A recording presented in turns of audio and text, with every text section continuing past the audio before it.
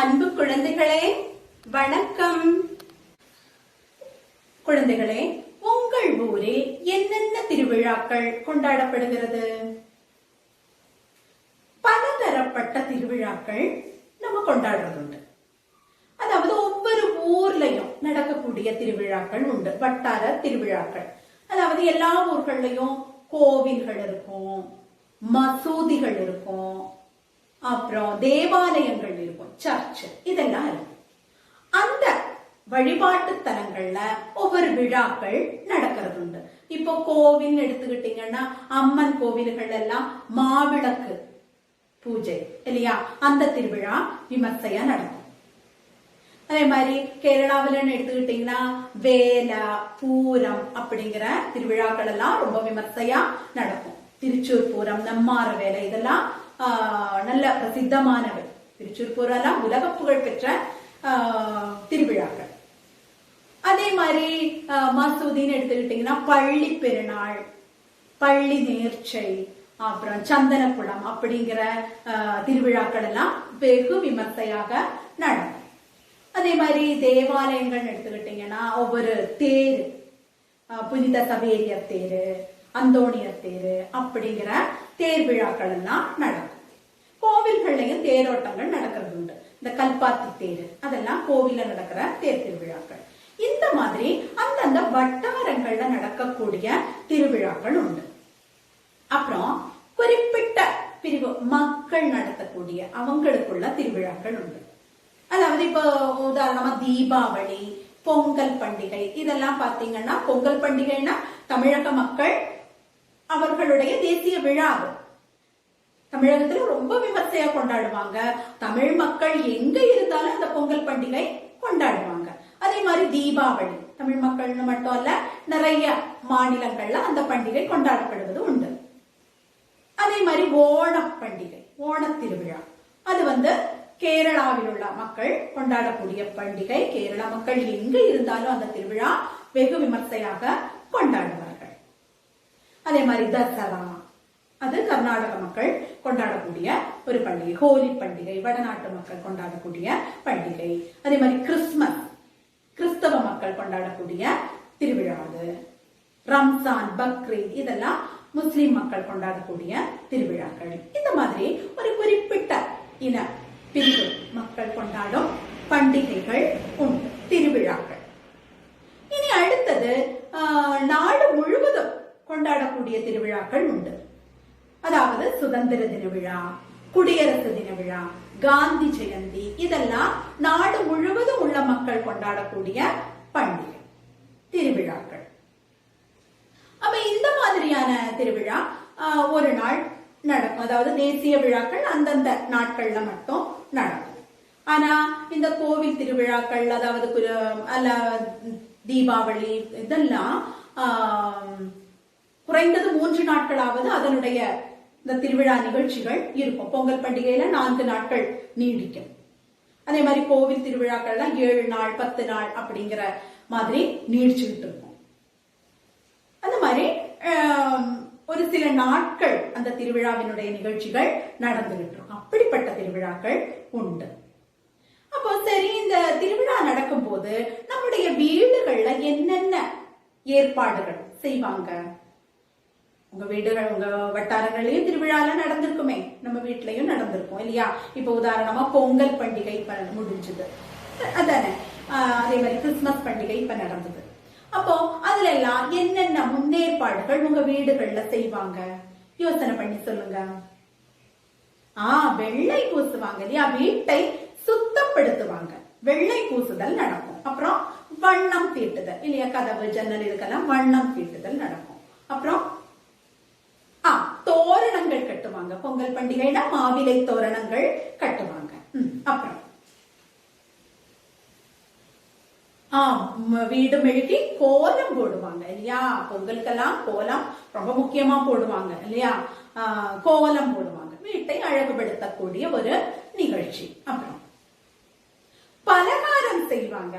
ஆமா, எல்லா திருவிழாவுக்குமே பலகாரம், ஒவ்வொரு தீபாவளி பண்டிகைன்னா பலகாரம் நிறைய செய்வாங்க இல்லையா? அதே மாதிரி கிறிஸ்துமஸ் பண்டிகைக்கு கேக்கு, கிறிஸ்துமஸ் கேக்கு செய்வாங்க வீடுகள்ல. அப்புறம் புத்தாடை எடுப்பாங்க இல்லையா? ஒவ்வொரு பண்டிகைகளுக்கும் புத்தாடைகள் எடுப்பாங்க. கண்டிப்பா குழந்தைங்களுக்கு, பெரியவங்களுக்கு எடுக்காட்டியும் குழந்தைங்களுக்கு கட்டாயம் புது துணி எடுப்பாங்க இல்லையா? ஒவ்வொரு திருவிழாவுக்கும் அது பெரிய சந்தோஷம் இல்லையா குழந்தைகளை உங்களுக்கு இல்லையா?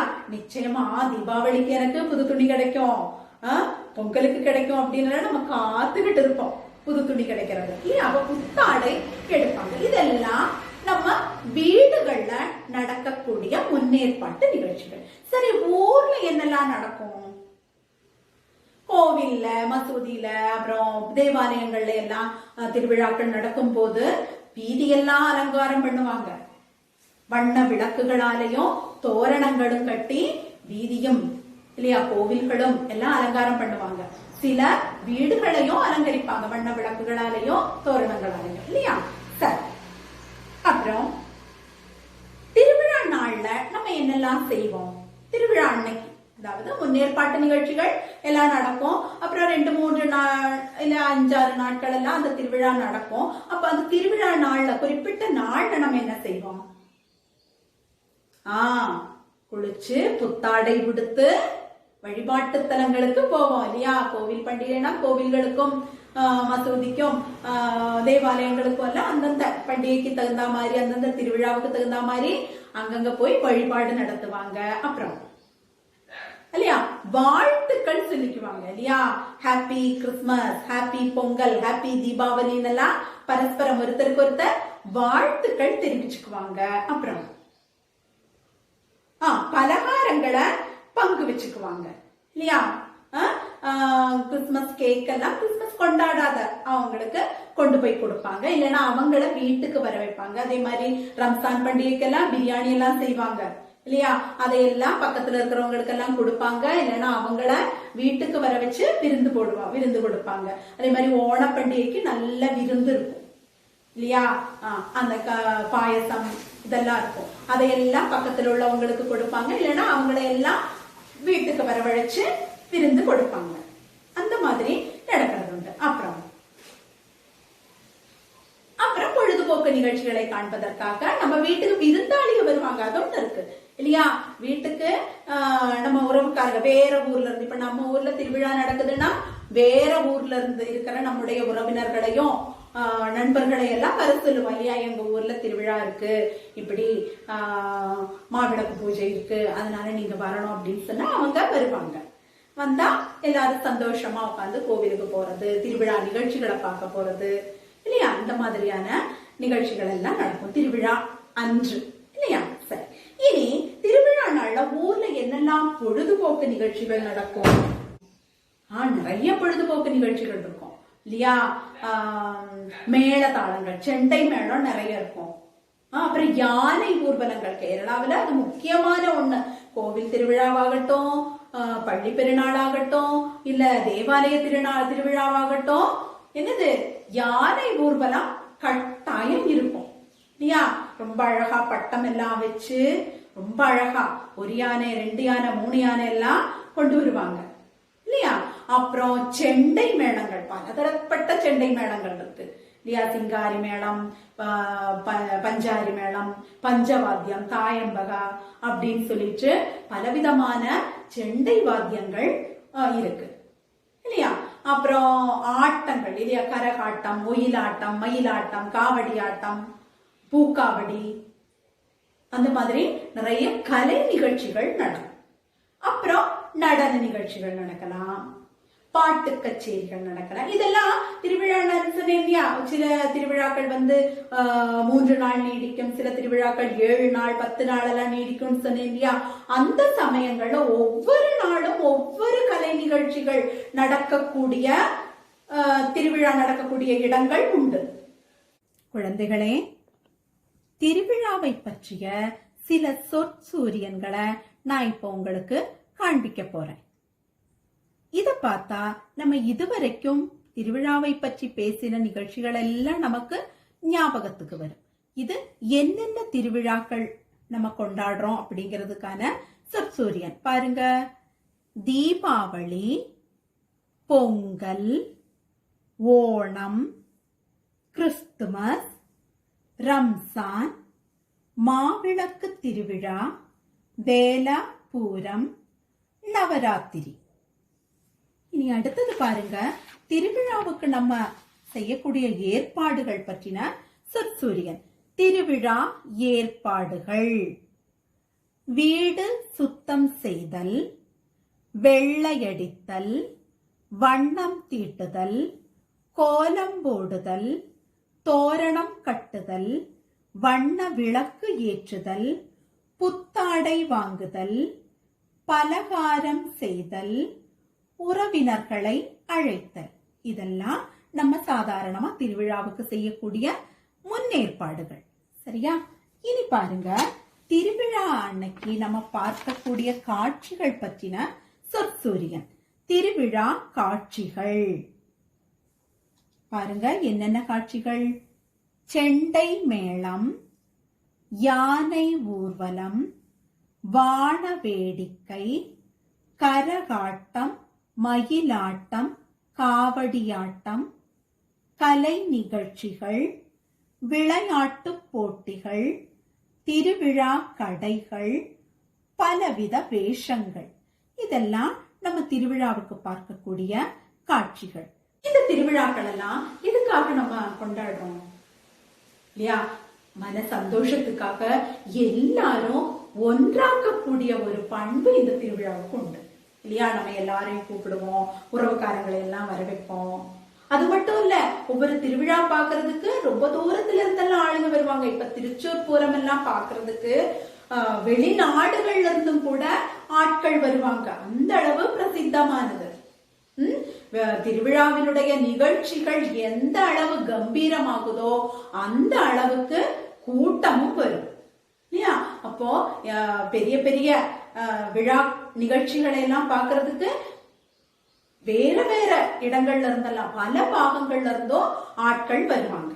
அப்புறம் நம்ம ஊர் திருவிழா நடக்கும்போது நம்ம உறவுக்காரங்களை எல்லாம் வரவேற்போம் இல்லையா? அதே மாதிரி நம்ம நண்பர்களுக்கெல்லாம் என்ன செய்வோம்? பங்கு வைப்போம். பங்களிப்பா அந்த விருந்தை எல்லாம் நம்ம செய்த பலகாரங்களை கொடுக்கறது, அவங்க கிட்ட இருந்து இந்த பக்கம் வாங்குறது, இப்படியான ஒரு சகோதர உணர்வு நமக்கு இடையில வளர்றதுக்கு இந்த திருவிழாக்கள் ரொம்ப உதவியா இருக்கும் இல்லையா? நம்ம மட்டுமா கொண்டாடுவோம் இல்லையே, நம்ம எல்லாரும் சேர்ந்து தானே திருவிழா கொண்டாடுவோம் இல்லையா? ரொம்ப சந்தோஷமான ஒரு நிகழ்ச்சியாக்கும் இந்த திருவிழாங்கிறது. அது நிறைய நடக்கணும் இல்லையா? அது நமக்கு சந்தோஷம் தானே. அப்புறம் அதே மாதிரி வான வேடிக்கை, அதை விட்டுட்டோம். வான வேடிக்கை, தீபாவளி திருவிழா அப்படின்னா கட்டாயம் பட்டாசு இல்லையா? அது புத்தாடையை விட பலகாரத்தை விட பட்டாசு சின்ன குழந்தைங்களுக்கு ரொம்ப முக்கியம் இல்லையா? என்ன எடுக்கலனாலும் பட்டாசு வாங்கணும்ப்பா அப்படின்னு சொல்லி நச்சிருப்பீங்க இல்லையா? பட்டாசு கட்டாயம் இருக்கு. அதே மாதிரி கேரளாவில நடக்கிற எல்லா திருவிழாவிலும், கோவில் திருவிழாக்கள்ல எல்லாமே வான வேடிக்கை முக்கியமான ஒரு நிகழ்ச்சி. ரொம்ப அழகா இருக்கும். கலர் கலரா வான வேடிக்கை, ஆகாயத்திலிருந்து அது ஒரு கண்கொள்ளா காட்சி தான் அதை பாக்குறது இல்லையா? வான வேடிக்கை ரொம்ப முக்கியம். அப்புறம் பட்டாசு வெடிக்கிறது, தீபாவளிக்கு பட்டாசு வெடிக்கிறது வீடுகள்ல. சரியா? அதே மாதிரி கேரளாவில பட்டாசு வெடிக்கிறது இந்த விஷுன்னு சொல்லுவாங்க இல்லையா? தமிழ் புத்தாண்டு, அந்த சித்திரைக்கணிக்கு பட்டாசு வெடிப்பாங்க. அப்பதான் பட்டாசு வெடிப்பாங்க. நம்ம தீபாவளிக்கு வெடிக்கிற மாதிரி இங்க சித்திரைக்கணிக்கு பட்டாசு வெடிப்பாங்க. அந்த மாதிரி இது எல்லாமே திருவிழாவினுடைய முக்கிய பாகங்கள். சரியா? புத்தாடை, பலகாரம், வான வேடிக்கை, கலை நிகழ்ச்சிகள், அப்புறம் ஒருத்தருக்கு ஒருத்தர் அந்த பக்கமும் அந்த பக்கமும் போறது, விருந்தினர்கள் வருகை, இதெல்லாம் முக்கியமான நிகழ்ச்சிகள். சரியா? இப்படிப்பட்ட ஒரு திருவிழா நம்ம எல்லாரும் பார்த்திருக்கோம், கொண்டாடுறதும் உண்டு இல்லையா? சரி, நம்ம திருவிழா காட்சிகளான யானை ஊர்வலத்தையும் வான வேடிக்கையும் ஒரு படக்காட்சியா பார்க்கலாமா?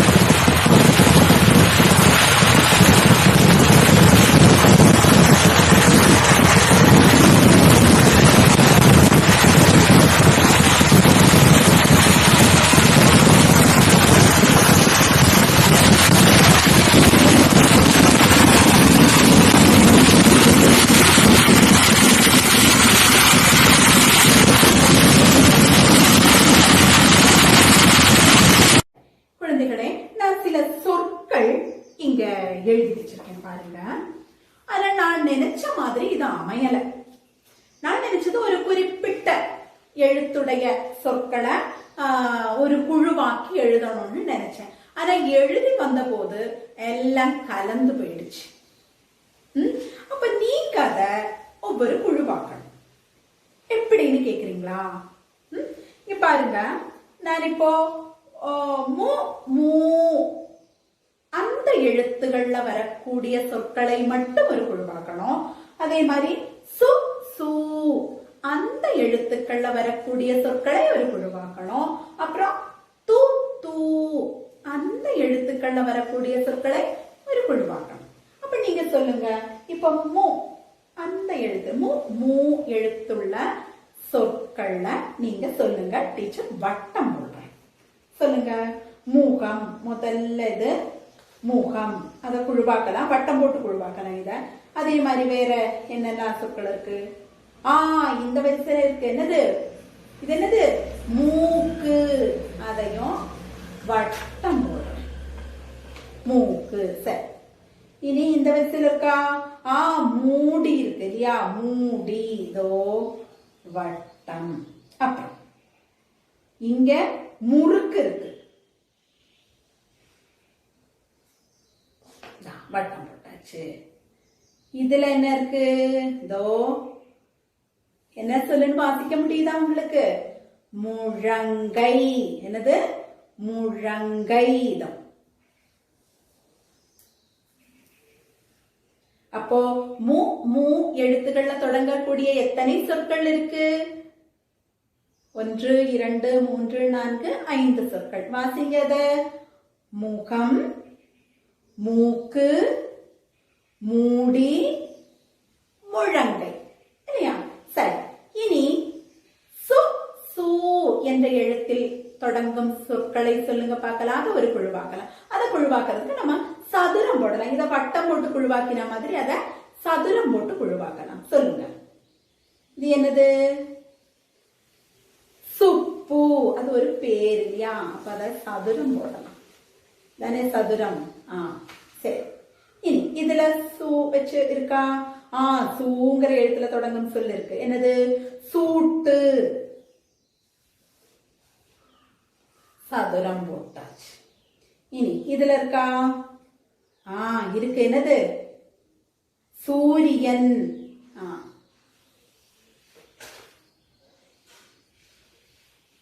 சூரியன். இதுல இருக்கா? சுமதி இருக்கு.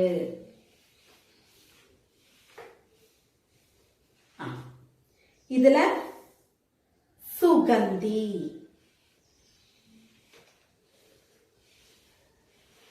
அப்போ சதுரம் போட்டு குழுவாக்கி இருக்கக்கூடிய சொற்களை சொல்லுங்க பார்க்கலாம்.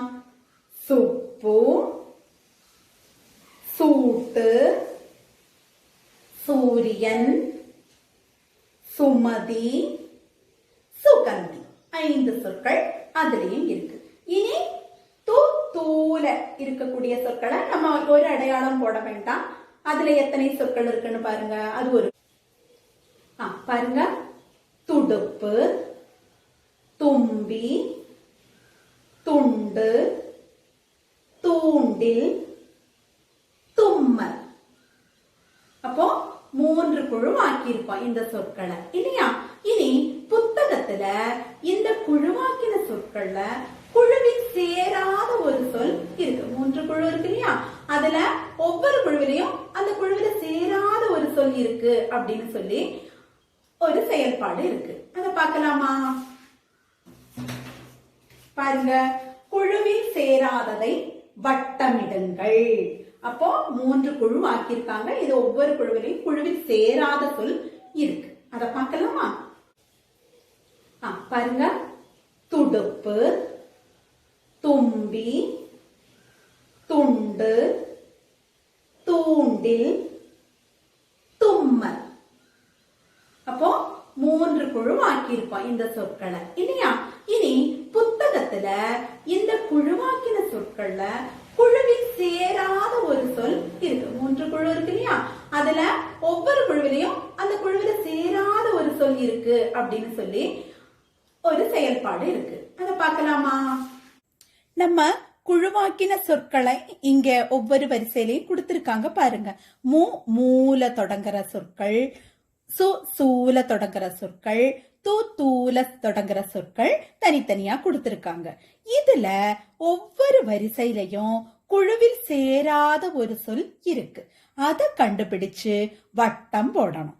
குழுவில் சேராததை வட்டமிடுங்கள் அப்படிங்கிற செயல்பாடு இது. செய்வீங்களா? சரி, வாசிச்சு பார்த்து குழுவில் சேராதது எதுன்னு கண்டுபிடிங்க பார்க்கலாம். முதல்ல வரிசையில வாசிங்க. முகம், மூடி, மூக்கு, முறுக்கு, முழங்கை. இதுல எது குழுவில சேராதுப்பா? முறுக்கு இல்லையா? இது மட்டும்தான் உணவு பொருள். மற்றது எதுவும் நம்ம சாப்பிட முடியாது இல்லையா? இதுதான் உணவு பொருள். அப்போ இதுல குழுவில் சேராதது எது? முறுக்கு. சரி, அடுத்த வரிசையில உள்ளது பாருங்க. சுகந்தி, சூட்டு, சுமதி, சுப்பு, சூரியன். இதுல எது குழுவில சேராதது? இதெல்லாம் ஒவ்வொரு பேரு. அப்போ இல்லையா? இதுதான் அதுல இருந்து வித்தியாசமா இருக்கு. எது? சூட்டுங்கிறது இல்லையா? அப்போ அதுதான் குழுவில் சேராதது. அதை வட்டம் போடுங்க. இனி அடுத்த வரியில வாசிங்க.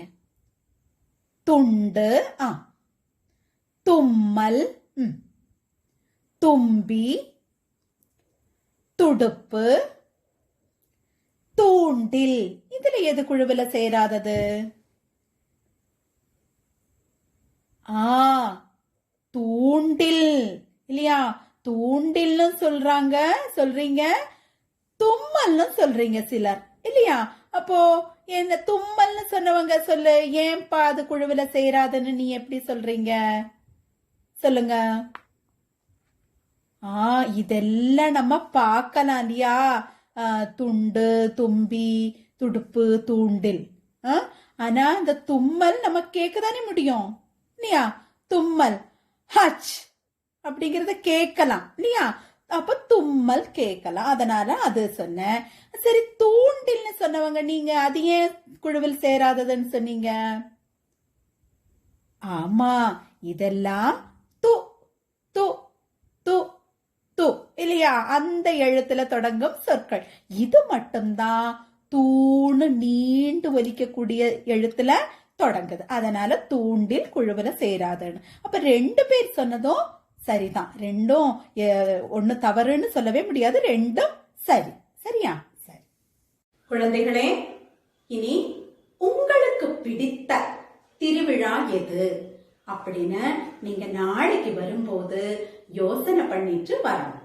வந்து என்கிட்ட அத சொல்லணும். அப்ப நாளைக்கு வகுப்புல பார்க்கலாமா? இந்த சொற்களை எல்லாம் குழுவில் சேராததை வட்டமிடணும், வாங்க முடியாத பொருளை வட்டமிடணும். சரியா? அப்புறம் டீச்சர் இப்போ காண்பிச்சேன் இல்லையா ஒவ்வொரு திருவிழா பற்றின சூரியன், அதையும் எழுதி எடுத்துக்கணும் நீங்க. சரியா? அப்புறம் என்ன செய்யணும்? திருவிழாவை பற்றி உங்களுக்கு பிடிச்ச திருவிழா எதுன்னு, அதை பற்றி ஏன் பிடிச்சது அப்படிங்கறத பத்தி யோசனை பண்ணிட்டு வந்து நாளைக்கு சொல்லணும். சரியா? நாளைக்கு பார்க்கலாமா?